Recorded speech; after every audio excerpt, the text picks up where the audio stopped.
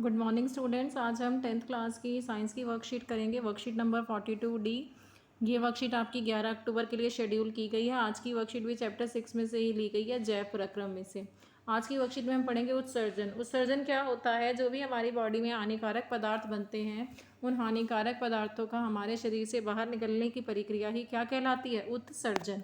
किसी भी जीवित शरीर के अंदर बड़ी सारी रासायनिक अभिक्रियाएं होती हैं, ठीक है। जो जीवित शरीर के अंदर बड़ी सारी क्या होती है? रासायनिक अभिक्रियाएं होती रहती हैं, जिसके कारण विभिन्न प्रकार के वर्ज्य पदार्थ लगातार क्या होते हैं? बनते रहते हैं, हानिकारक पदार्थ। उस जीवित शरीर के लिए उन पदार्थों का निष्कासन मतलब शरीर से बाहर निकालना बड़ा ज़रूरी हो जाता है, ठीक है। अब हम पढ़ेंगे एक कोशिकीय और बहुकोशिकीय जीवों में कैसे होता है उत्सर्जन।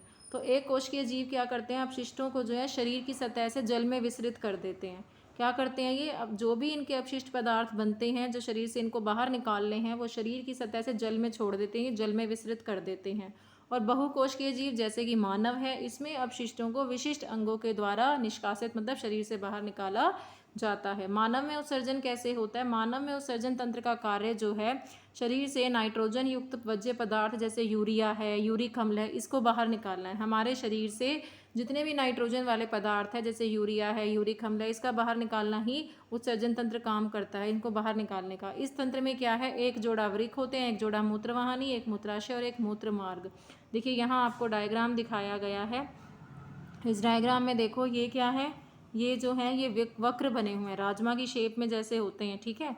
तो ये एक जोड़ा वक्र हैं। उसके बाद आपको क्या दिखाया गया इसमें? ये मूत्रवाहिनियाँ यहाँ पर दिखाई गई हैं, नलियाँ, ठीक है। फिर ये क्या है? ये एक मूत्राशय है, और यहाँ से जो है फिर मूत्र मार्ग से मूत्र बाहर निकल जाता है। तो यहाँ पे उत्सर्जन तंत्र देखिए क्या है? वक्र। उदा में रीढ़ की हड्डी के दोनों ओर ये स्थित होते हैं, जोड़ा जो है वक्र का, ठीक है। फिर मूत्रवाहिनी ये बनी हुई है, ठीक है, ये मूत्रवाहिनी बनी हुई है। उसके बाद यहाँ पे है मूत्राशय में मूत्र इकट्ठा होता है, ये मूत्र मार्ग है। आगे पढ़ते हैं हम।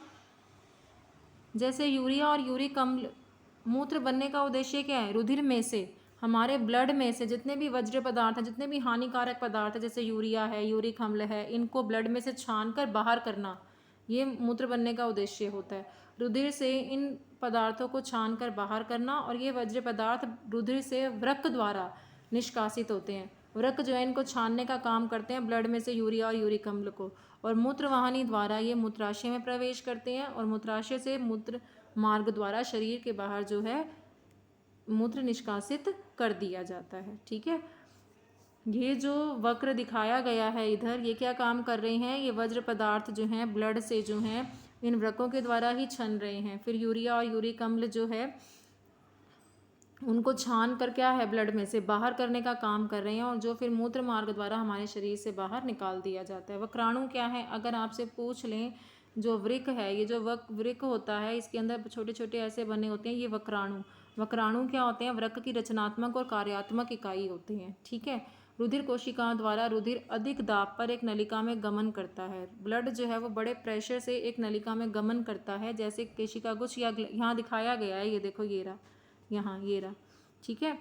ग्लोमेरुलस कहते हैं। यह एक कप की आकृति का होता है, जिसे बोमन संपुट, ये रहा, जिसे बोमन संपुट कहते हैं। इससे क्या रहता है? ये आच्छादित रहता है। ये पूरा चित्र यहाँ दिखाया गया है। ये संग्राहक वाहिनी है, ये जो है यहाँ पर वक्राणु का नलिकाकार भाग है, ये इस तरीके से बना होता है। फिर ये इससे यहाँ पर संग्राहिका वाहिनी से जुड़ा हुआ है।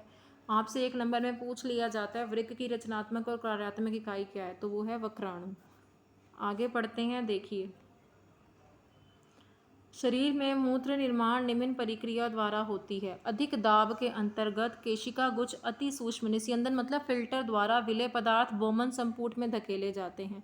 जब अधिक दाब, बहुत ज़्यादा प्रेशर बन जाता है, तो ये जो अति सूक्ष्म, जब इनका फिल्ट्रेशन होता है इन पदार्थों का, तो ये किसमें इकट्ठा होते हैं? बोमन संपुट में। तब रुधिर नालिका द्वारा, रुधिर जो है फिर नलिका द्वारा प्रवाहित होता है, जहाँ ग्लूकोज है, अमीनो अम्ल है, लवण है, जल है, जहाँ ग्लूकोज है, अमीनो अम्ल है, लवण है और जल का चयनित पुनः अवशोषण होता है। ये रुधिर जो है फिर नलिका द्वारा प्रभावित होता है, जहाँ पे ग्लूकोज है, अमीनो अम्ल है, लवण है, जल का अवशोषण होता है। जैसे जैसे मूत्र जो है वो नलिका से जब प्रवाहित होता है तो कुछ आयन जैसे पोटेशियम है, अमोनियम है, ये रुधिर से मूत्र में प्रवाहित हो जाते हैं।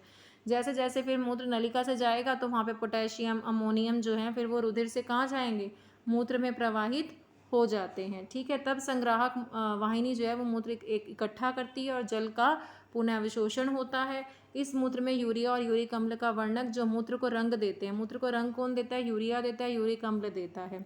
उसके बाद पढ़ते हैं मूत्र का निष्कासन। मूत्र बनने के बाद वृक्क से मूत्र वाहिनी में प्रवेश करता है मूत्र, जहाँ से यह मूत्राशय में क्या होता है, इकट्ठा होता है इसमें। ठीक है, तब तक कि फैले हुए मूत्राशय का दाब, जब प्रेशर बनता है तो मूत्रमार्ग द्वारा इस मूत्र को बाहर कर दिया जाता है। अब हम इसके आंसर्स देखते हैं। एक कोशिकीय जीव किस प्रकार उत्सर्जन की प्रक्रिया करते हैं, तो ये हमने पढ़ा कि एक कोशिकीय जीव जो हैं अपने अपशिष्टों को शरीर की सतह से जल में विसरित करते हैं। ये पहले का आंसर हो जाएगा। ठीक है, कि एक कोशिकीय जीव अपशिष्टों को शरीर की सतह से जल में विसरित करते हैं। दूसरा प्रश्न देखते हैं, बहुकोशिकीय जीवों में उत्सर्जन एक कोशिकीय जीवों से किस प्रकार भिन्न है। तो दूसरे क्वेश्चन में आप ये टेबल बना देंगे इस तरह से, ये दूसरे क्वेश्चन का आंसर हो जाएगा। एक साइड एक कोशिकीय जीव, एक साइड बहुकोशिकीय जीव लिख के ये पॉइंट इनमें लिख देना। तीसरे का उत्तर देखते हैं, वृक्क की क्रियात्मक इकाई क्या है, तो वृकाणु। ठीक है, इसका आंसर क्या आएगा, वृकाणु। वृकाणु जो है वृक्क की रचनात्मक एवं क्रियात्मक इकाई है, ये लिखोगे। वृकाणु वृक्क की रचनात्मक और क्रियात्मक इकाई है। चौथा प्रश्न है, मूत्र निर्माण में अति सूक्ष्म निस्यंदन की एक महत्वपूर्ण भूमिका है, नेफ्रॉन में यह कहाँ होता है। तो नेफ्रॉन में यह किस में होता है, इसका आंसर आएगा नेफ्रॉन में यह कहाँ की जगह आप लिखोगे, इसमें बोमन संपुट, ये लिख देना। ठीक है, बोमन संपुट में होता है। मूत्र निर्माण में अति सूक्ष्म निस्यंदन की एक महत्वपूर्ण भूमिका है, नेफ्रॉन में यह है, इसकी जगह लिखना बोमन संपुट में होता है। पांचवा प्रश्न है आपका, मानव उत्सर्जन तंत्र का नामांकित चित्र बनाइए। तो आपको यहाँ चित्र दिया हुआ है मानव उत्सर्जन तंत्र का, ये आपकी एनसीईआरटी में भी है, वहाँ से भी बना सकते हो आप। इस वर्कशीट के आंसर्स कंप्लीट हुए। अगर वीडियो अच्छा लगे तो चैनल को लाइक एंड सब्सक्राइब करें। Thank you for watching my video.